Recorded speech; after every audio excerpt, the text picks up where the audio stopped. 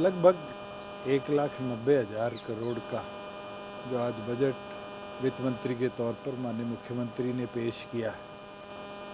इस बजट ने ये दर्शाया है कि प्रदेश के चौमुखी विकास और ख़ास तौर पर जो बात मैंने कल विधानसभा में करी थी कि मैक्सिमम सपोर्ट फॉर पीपल की सोच के साथ हमारी सरकार ने कदम उठाए। और आज सबसे बड़ा फैसला जो हमारे कोऑपरेटिव सेक्टर से जुड़े फार्मर्स थे, जिनके ऊपर इंटरेस्ट और पेनल्टीज़ की वजह से कर्ज दर बढ़ी, उनको एक बहुत बड़ी राहत देने की जो घोषणा करी गई है, मैं मानता हूँ कि ग्रामीण अंचल से जुड़े किसानों को एक बहुत बड़ा सपोर्ट इस घोषणा से मिलेगा। वहीं दूसरी ओर पर पिछले वर्ष से भी बड़ी मात्रा में इरिगेशन कनाल्स की रीडेवलपमेंट के लिए जो फंड रखे गए, वो हमारा जो टारगेट है कि अंतिम छोर तक पानी को पहुंचाना और क्रॉप डाइवर्सिफिकेशन के माध्यम से बेटर क्रॉप आउटपुट को आगे ले जाने को अचीव कर पाए। वहीं 7,000 किसानों को पहले सुविधा देनी और 7,000 के लिए नई प्रोविज़न सोलर पंप्स की बढ़ानी, ये रूरल बेल्ट के अंदर एग्रीकल्चर ट्रांसफॉर्मेशन में हमारा साथ देगा। फिशरीज़ हो या और अलाइड हमारे एग्रीकल्चर सेक्टर के लोग हों, उनके लिए स्पेशल योजनाओं की शुरुआत करनी हो, हॉर्टिकल्चर के माध्यम से कैसे बोटेनिकल गार्डन्स डेवलप हों, और तो और पावर सेक्टर में जो छोटा यूटिलाइज़र था जिसके 200 यूनिट से कम बिजली की यूटिलाइजेशन थी, उसके ऊपर एक फ़िक्स चार्ज लगा करता था, आज उसको वेव ऑफ करना, मुझे लगता है आम आदमी को बिजली की दरों में और रियायतें देने का काम सरकार ने किया है। साथ ही साथ भविष्य की जो डेवलपमेंट्स है उसका ध्यान भी सरकार ने रखा है। और भविष्य के अंदर जैसे माइक्रोबायोटिक्स हैं, आज तेलंगाना हो, गुजरात हो, उनके बजट के अंदर माइक्रोबायोटिक्स पे कदम उठाए गए, मगर उसके साथ साथ हमारी सरकार की माइक्रोबायोटिक्स पॉलिसी की आज घोषणा होना, ये अपने आप में दिखाता है कि आने वाले भविष्य की टेक्नोलॉजी पे भी हरियाणा काम कर रहा है। साथ में MSME के माध्यम से नए स्टार्टअप्स को कैसे वेंचर कैपिटल फंड का सपोर्ट दिया जाएगा, ड्रोन डेवलपमेंट के लिए कैसे कॉर्पस रखा जाएगा, ये दिखाता है कि हम हर उस व्यक्ति को जो नए भविष्य की टेक्नोलॉजी को प्रदेश की धरा पर लाने की सोच रखते हैं, उनको सपोर्ट करने में आगू है। रोड इंफ्रास्ट्रक्चर में हमने 4 सालों में 20,000 किलोमीटर से ऊपर रोड इंफ्रास्ट्रक्चर को दुरुस्त किया, और इस बजट के अंदर एक वर्ष में 9,000 किलोमीटर एडिशनल दुरुस्तगी का जो ऐलान किया है, ये अपने आप में एक ऐतिहासिक कदम है। हमारे एविएशन सेक्टर के लिए देश के अंदर शायद वन ऑफ इट्स काइंड होगा कि सिविल एविएशन कॉलेज के निर्माण GJU के साथ हिसार महाराजा अग्रसेन एयरपोर्ट पर जो करने की आज घोषणा करी है, ये मुझे लगता है ट्रांसफॉर्मेशन देगा एरोडायनामिक्स को, एरोनॉटिकल इंजीनियरिंग को, और साथ ही साथ जो हम विदेशों में डिग्रियां करके आते थे, आज हमारे देश के अंदर हरियाणा प्राथमिकता लेगा वो डिग्रीज़ की शुरुआत की। वहीं नई हवाई पट्टियां 3 प्रदेश के अंदर बने, उसकी घोषणा, 8 हेली पैड्स स्थायी हमारे जिलों में बनेंगे, और उसके साथ साथ केंद्र सरकार के साथ मिलकर जो हेली हब की परियोजना थी, उसके लिए स्पेशल फंड रखने, मैं मानता हूँ एविएशन सेक्टर को एक बहुत बड़ा बूस्ट देने का काम करेगा। दृश्य के माध्यम से ड्रोन डेवलपमेंट के ऊपर भी प्रदेश में कोर्सेज चलाए जाएंगे। इवन हमारी सेल्फ हेल्प ग्रुप से जुड़ी हमारी माताओं बहनों को ड्रोन्स उपलब्ध कराकर गांव के एग्रीकल्चर सेक्टर में 500 नए ड्रोन्स उपलब्ध कराना, ये अपने आप में एक सेक्टर को विकसित करने में बहुत सहयोगी भी रहेगा और सफल परीक्षण भी रहेगा। वहीं 100 करोड़ रुपया हमारे आर्कियोलॉजिकल साइट्स को हमने पीछे नारनौल के अंदर बीरबल के छत्ते को रीमॉडल कराया, 7 करोड़ रुपए लगे। महाराज एक टूरिस्ट स्पॉट के तौर पर नारनौल में बीरबल के छत्ते की पहचान बढ़ी। वैसे ही हमारे पास आउटलाइट लगभग 77 ऐसी आर्कियोलॉजिकल साइट्स हैं जिनको आज रिवैम्प करने की ज़रूरत है, और उसके लिए 100 करोड़ का प्रावधान रखना, मैं मानता हूं कि उन आर्कियोलॉजिकल साइट्स को और विकसित करने में हमारा सहयोग करेगा। साथ में पशुधन के लिए नए 8 अस्पताल, उसके साथ साथ ब्लॉक लेवल पर डिस्पेंसरीज़ का निर्माण करना, और तो और गांव लेवल पर भी पशुधन का इलाज समय पर हो, मोबाइल डिस्पेंसरी की शुरुआत करनी, एनिमल लाइफ स्टॉक को एक बहुत बड़ा सपोर्ट देगा। जो कदम 3 साल पहले हमने अमृत सरोवर का उठाया था, उस कदम के अंदर अब लगभग हम 1600 से ऊपर तालाबों को सौंदर्यकरण की ओर ले जा पाए, मगर इस बजट के अंदर 2500 और तालाब ऐड करना उसके द्वितीय परियोजना के अंदर, ये दर्शाता है कि ग्रामीण स्वच्छता के ऊपर सरकार कैसे काम करेगी। और एक कदम जो हमने उठाया था कि 10,000 की आबादी के गांव को महाग्राम योजना के तहत सीवेज से जोड़े, सफाई की व्यवस्था बनाए, आज उसको घटाकर 7,500 की आबादी पर करना, ये अपने आप में दर्शाता है कि गांव की स्वच्छता को शहर की स्वच्छता के बराबर सरकार अपनी प्राथमिकता के साथ कर रही है। शहरी निकायों के अंदर भी नए सीवेज लाइन की व्यवस्था कराना और करोड़ों हजारों करोड़ के निवेश उस व्यवस्था को सुधारने के लिए, और जो अप्रूव्ड कॉलोनीज हैं उनको व्यवस्थित करने के लिए जो सरकार ने करी है, मैं मानता हूं कि अर्बन एरियाज़ को भी इसका बहुत बड़ा बेनिफिट मिलेगा। और मुझे खुशी है कि जैसे हमने पंचायती राज एक्ट में 4 साल पहले प्रावधान किया था कि किसी का 200 गज का प्लॉट है और वो पंचायत की ज़मीन पे 20 साल 30 सालों से काबिज था, उसको हम रेगुलराइज करने का प्रावधान लेकर आए। उसी तरह में कोई शहर की आबादी के अंदर, एमसी एरिया के अंदर 50-50, 60-60 सालों से भी कोई इस तरह की प्रॉपर्टीज़ पे बैठे थे,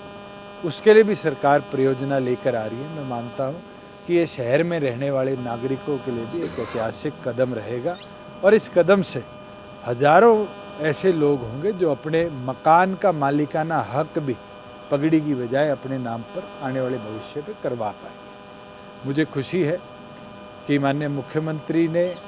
कोई भी ऐसा सेक्टर इस बजट के अंदर छोड़ा नहीं है, चाहे वो गृह विभाग को और आधुनिक करने की बात हो, चाहे हमारे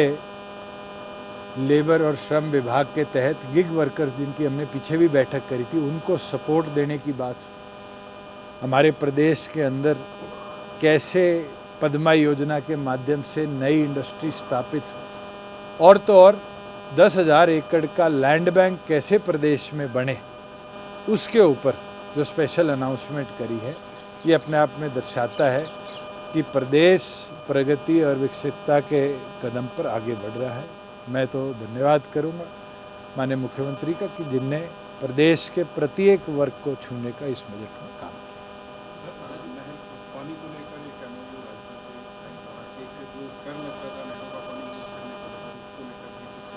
बहुत अच्छा निर्णय है कि जो माल आबदाई करी जाती थी अंग्रेज़ों की हुकूमत से, और नहरी पटवारी और नंबरदार की जिम्मेवारी होती थी कि प्रत्येक एकड़ फार्मर से साल में 2 बार पैसा इकट्ठा किया जाता था, उस अंग्रेजी हुकूमत के इस निर्णय को आज हमारी विधानसभा में इस बजट में हमने निरस्त करने का काम किया। और मुझे लगता है इससे प्रत्येक किसान, चाहे वो 1 मरले का हो, चाहे वो 32 एकड़ का, आज सबसे ज़्यादा उसका लाभ उसको मिलेगा कि उसके बारी बारी इस तरह के नोटिसेज और इस तरह की रिकवरी नोटिसेज उसको आने बंद हो जाएंगे। उसके साथ जो राजस्थान सरकार के साथ MOU हुआ है, ये MOU के ऊपर मुझे लगता है सोमवार मंगलवार को मुख्यमंत्री खुद, क्योंकि उनका विभाग है, एक विवरण इस चीज़ पर अलग से दे देंगे। मगर मैं मानता हूँ कि अगर सरप्लस पानी है, और सरप्लस पानी मानसून के सीज़न में यमुना की धार से गंगा में मिलकर और बे ऑफ बंगाल में चला जाता है, अगर वो किसी के पीने के काम आता हो, कि सिंचाई के काम आता हो, तो मुझे नहीं लगता इसमें मुझे और आपको कोई चीज़ का नुकसान होगा। हरियाणा सरकार ने 24,000 क्यूसिक जो उसका मैक्सिमम यूटिलाइजेबल होगा, उसके ऊपर प्रोराटा बेसिस पर पानी देने की बात करी है, ना कि ये कहा है कि प्रोपोर्शन में दिया जाए। अगर हमारे पास सरप्लस पानी है और ताजेवाड़ा हेड पर राजस्थान अपने खर्चे से बैराज की विशेषता करता है, तो जरूर वो अपनी व्यवस्था बनाए। और मुझे जितना संज्ञान है कि ये कोई छोटा प्रोजेक्ट नहीं है, राजस्थान सरकार को 35,000 करोड़ से ज़्यादा का खर्चा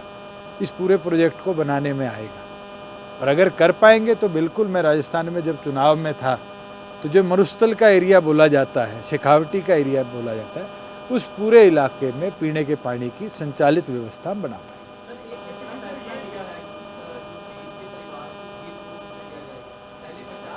मैं अभिनंदन करता हूं, और ये बहुत लंबी मांग थी, क्योंकि हमारे नेबरिंग स्टेट्स ने, पंजाब ने, दिल्ली में पिछले वर्षों में ये बढ़ाई गई। हरियाणा ने भी 25 से 50 रिसेंटली करी थी, और आज उसको 50 लाख को 1 करोड़ प्रति परिवार की जो घोषणा करी है,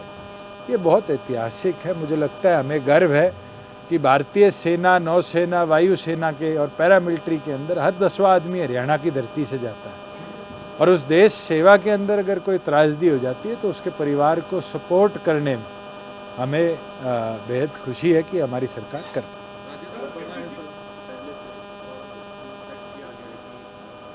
देखो, मैंने पीछे भी आपको बताया था कि हमारा जो रेवेन्यू इंक्रीज़ है वो लगभग एवरेज 16 से 22% आया है अलग अलग महकमों के।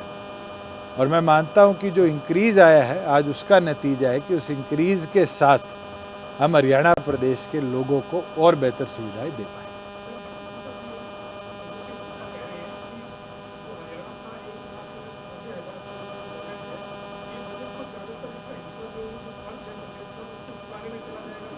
मैं तो कांग्रेस के साथियों को कहूँगा कि आपके पास 2 दिन चर्चा के लिए बड़े अच्छे विस्तारित हैं,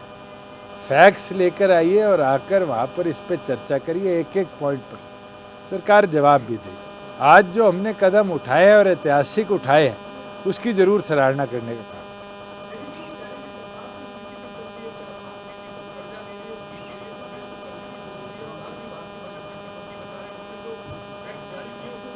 मैं तो पवन जी आपको एक फैक्ट बता सकता हूँ कि 4 साल पहले सिविल एविएशन का जो बजट था वो 100 करोड़ से कम था, आज वो 4,000 करोड़ चला गया। आज मेरे को 9,000 किलोमीटर सड़कों का दोबारा दुरुस्तगी का बजट के अंदर प्रोविज़न मिला, तो मुझे नहीं लगता किसी भी हिस्से के अंदर बजट में कटौती हुई है। सरकार ने प्रत्येक विभाग को वृद्धि बजट के अंदर देनी।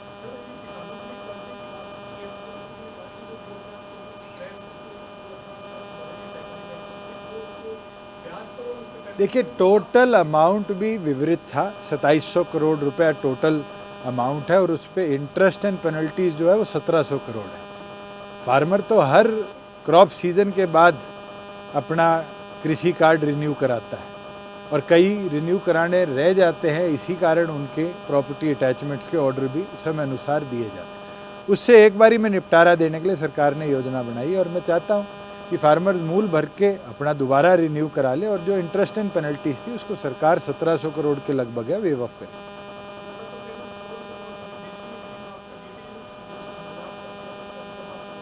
चलो, उनने क्या करे थे और उनने प्रदेश को किस हालत में, वो तो कल भी सुना होगा आपने सदन में। मारुति तो मैं लाया था, अगर लाए होते तो गुजरात गई होती उनके राज में, उनके ससुराल में लाके तो मैंने छोड़ी।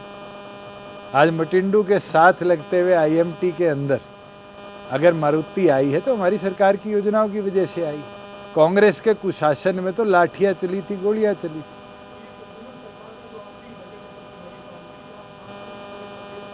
प्रदेश के चौमुखी विकास के लिए ऐतिहासिक रहेगा, और मुझे लगता है सूरजकुंड के मेले को साल में 2 बार करने से जो और ऐसे हमारे आर्ट एंड क्राफ्ट के, आर्ट एंड कल्चर के जुड़े लोग हैं, उनको और विकसित करने में हमें सहयोग।